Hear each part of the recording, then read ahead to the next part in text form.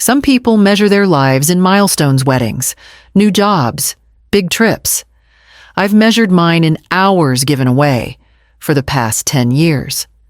My calendar has been less about what I want to do and more about when Wyatt and Alara need me.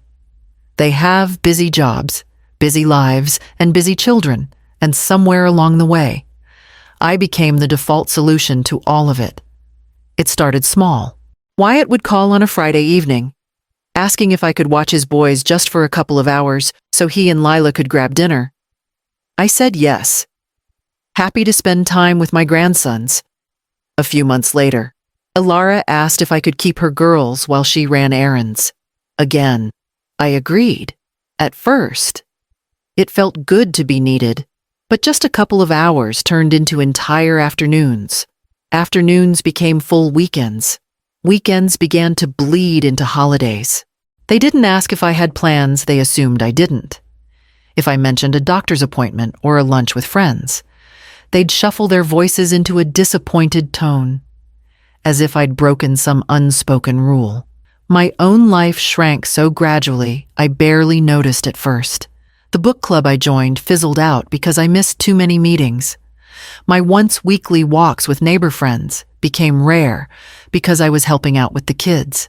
Even my Christmas mornings became less about my own quiet traditions and more about where I needed to be to help make the day easier for them. The truth is, I love my grandchildren. I love their sticky hands and curious questions, the way they light up when they see me. But love doesn't erase exhaustion. It doesn't fix the fact that I've given up dinners, concerts, and even the occasional weekend away because family comes first. At least, that's the phrase Wyatt and Alara like to use when they need me, somewhere along the way.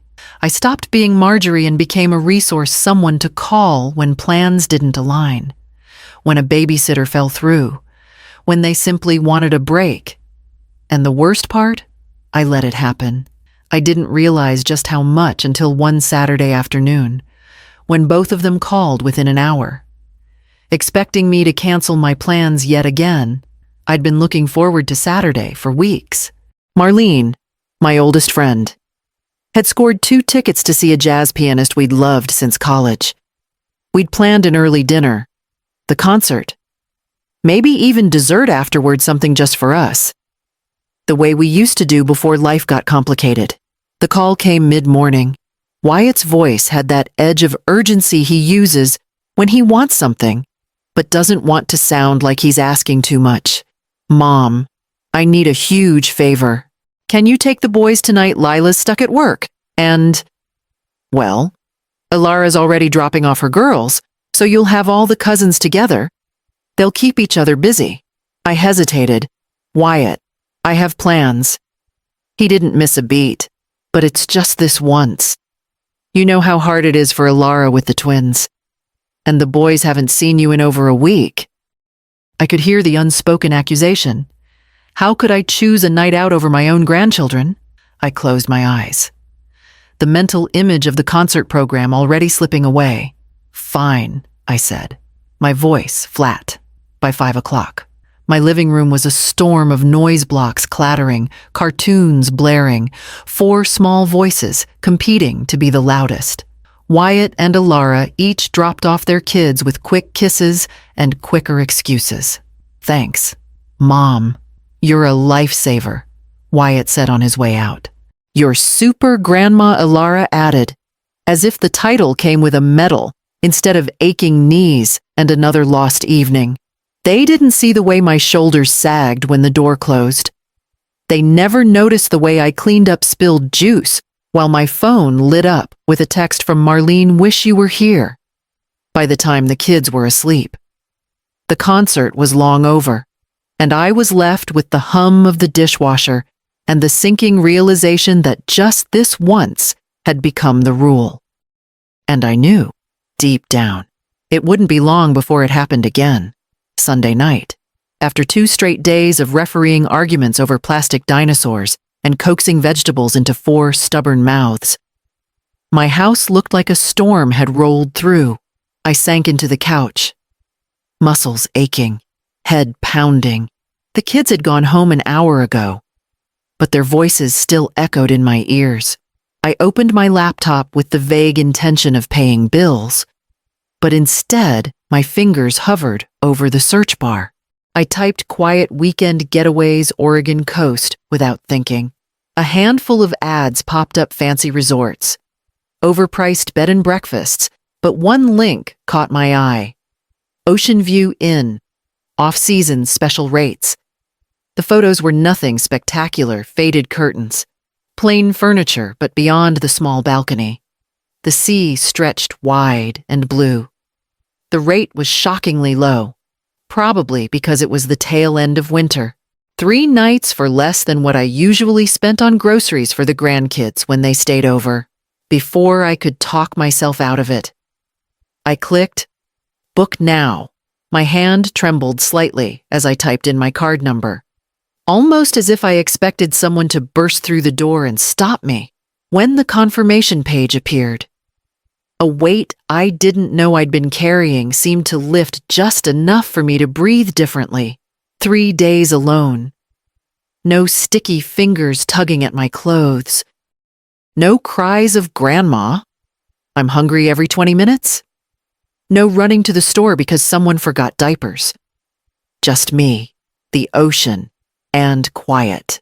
I moved the confirmation email into a folder on my laptop labeled Insurance Receipts, a place I knew Wyatt and Alara would never bother to look if they snooped while I showed them photos or helped them print something. It was ridiculous, hiding my own plans from my own children, but experience had taught me they'd find a way to make it about them. For the first time in years, I was doing something without asking permission or arranging my life around theirs, and I wasn't going to give them the chance to take it away. The plan had been airtight: keep my mouth shut, count down the days, and slip away to the coast without a ripple. But during Sunday dinner at my parents' house, I let my guard down. Alara was complaining about how stir-crazy the kids had been lately, and I said, without thinking, a few days by the ocean would do wonders for that. Wyatt perked up immediately. The ocean. "Wait, are you going somewhere?" My fork stalled halfway to my mouth. "Just a little trip I've been planning. Nothing fancy." That was all the opening they needed. "You should have told us." Alara's face lit up. "We could make it a big family thing. The kids would love the beach." "Yeah," Wyatt added, already grinning. "We'll rent a big house. Everyone can relax. You can watch the grandkids while we get some time to ourselves. It'll be perfect." I shook my head. This was meant to be a quiet trip. Just me, my mother, who'd been half listening until then, chimed in. "Oh, Marjorie, family memories matter more than alone time. You'll have plenty of years for quiet once the kids are grown." "Exactly," my father said, "and think of the joy you'd bring the little ones." "You've always been the glue in this family." I felt cornered, my quiet ocean mornings slipping away with every word. The thought of sandcastles and sticky sunscreen instead of peace and solitude made my stomach tighten. Wyatt was already pulling out his phone. "I'll look at rentals near where you're staying. You can still get your ocean view just with a little company." Alara clapped her hands together. "Oh, this is going to be so much fun." It was clear I wasn't going to win the argument in that room. My parents had their satisfied smiles on, and my children were buzzing with plans. So I forced a smile. "All right, let's see what we can work out." Inside, I was already calculating if they thought they were tagging along. I'd just have to make sure we weren't headed to the same destination at all. The night after that dinner, I sat at my laptop long after the house had gone still. My original booking for the coastal motel stared back at me, now tainted by the thought of sand toys and juice boxes. I clicked cancel reservation before I could second guess myself. A fresh search brought up something better, something far enough away that even the most determined tagalong wouldn't stumble across me. a small island resort, just off the southern coast. Modest, but secluded. The photos showed palm trees leaning over turquoise water, hammocks swaying in the shade, and a narrow beach where I could walk for miles without hearing anyone call my name. The flights lined up perfectly, same day as the family's departure. Just a different terminal. That detail felt important. If I played it right, I could slip away without a scene. I booked the ticket, printed the confirmation, and tucked it into the back of my desk drawer beneath old tax forms. In the days that followed, Wyatt and Alara's excitement grew. They called to talk about rental houses, menus, and which days they'd get grown-up time while I took the grandkids to the beach. "It'll be great for them," Wyatt said. "And for us too, obviously. We haven't had a real break in forever, Mom. They'll remember this forever." Alara added, "You'll keep them busy, and we can finally have some time to just be adults again." Each word chipped away at whatever guilt still lingered. They weren't talking about shared memories. They were talking about childcare. Neatly packaged as a vacation, I began running through the airport plan in my head. Keep my own check-in bag light enough to manage alone. Walk with them toward security, then excuse myself with a smile and some vague excuse about needing to use the restroom. By the time they realized I wasn't coming back, I'd already be at my gate with a boarding pass to somewhere they hadn't even thought to imagine. With every mental rehearsal, the knot in my chest loosened a little more, this time. My time would stay mine. The morning of departure arrived with a strange calm in my chest. Like I'd already stepped outside of my old life. I met the family at the airport, suitcase in hand, my smile fixed in place. Wyatt and Alara were chattering about the week ahead, the grandkids bouncing with excitement. I hugged each child, inhaling the scent of sunscreen and cereal, and told myself this was the last time my arms would be their automatic handoff zone. We moved through the check-in area together, the noise and movement blurring into the background as I stayed focused on my plan. At the point where the lines split toward security, I touched Wyatt's arm. "I'm just going to duck into the restroom before we go through," I said. Casual, as if it were nothing. "I'll meet you at the gate." They nodded without suspicion, already distracted by juggling boarding passes and carry-ons. I turned, slipping into the flow of people moving in the opposite direction. My heart began to pound, each step taking me farther from the noise of their voices. At Terminal C, I approached a different airline's counter and handed over my passport and the ticket I'd printed days ago. The agent smiled, scanned it, and handed it back along with my boarding pass to the island. My hands steadied for the first time that morning. The security line moved quickly, and soon I was walking down a quiet jet bridge, the hum of the plane's engines greeting me like a secret I'd been keeping for years.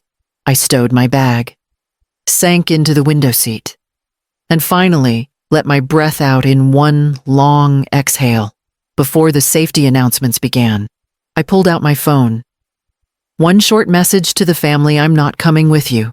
Going on my own trip. Enjoy yours." I hit send and powered it down before I could see their replies. As the plane pushed back from the gate, I imagined the scene unfolding at theirs.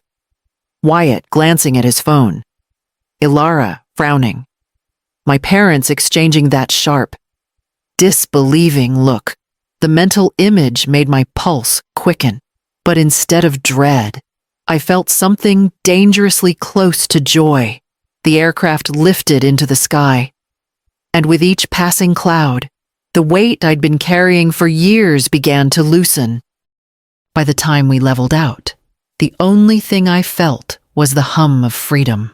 The air on the island felt different, soft, and warm, with the faint salt of the sea drifting through every breath. From the moment I stepped off the small ferry that brought us from the mainland, I felt my shoulders drop in a way they hadn't in years.